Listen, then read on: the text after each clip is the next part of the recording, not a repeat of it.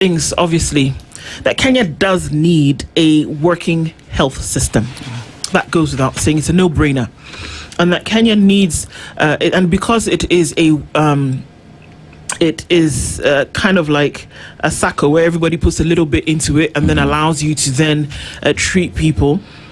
You pool the resources. That's one of the only ways that it can work.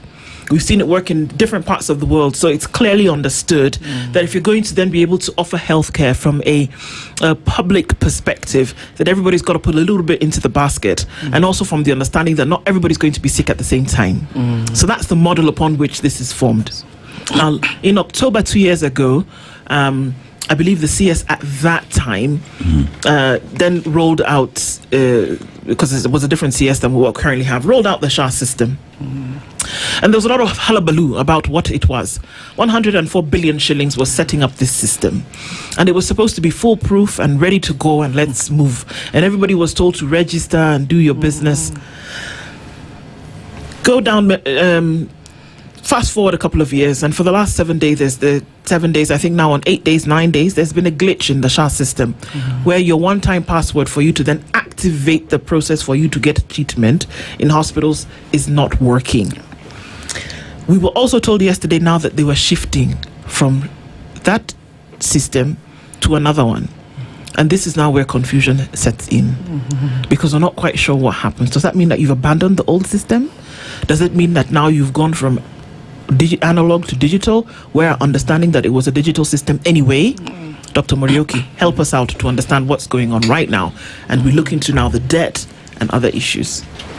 Yeah, so unfortunately, the issue of SHA has had lots of teething problems. In fact, if it was a child that was trying to teeth for this long, you'd be a worried parent. But what now we are facing essentially is probably like a slight change of direction. Okay. Because before, what used to happen is if you're a hospital and you see a patient and you have claims to put into to claim from SHA, there was a SHA portal. This is part of that expensive system. And you'd have to upload all the documents and put all those things there. And then now from there, SHA will follow up with your payments.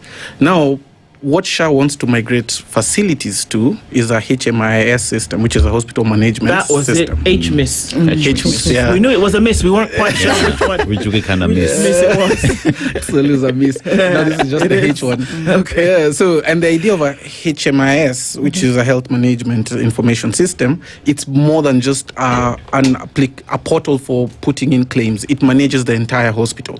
So you can imagine as a hospital, beyond just claims, there's a system that manages the patients, who's where, what they've consumed, what they've ordered, what the doctor has ordered.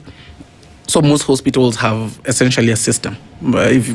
Others are manual still, but then most have digital. So now what SHA is essentially telling hospitals, you have to migrate to our system.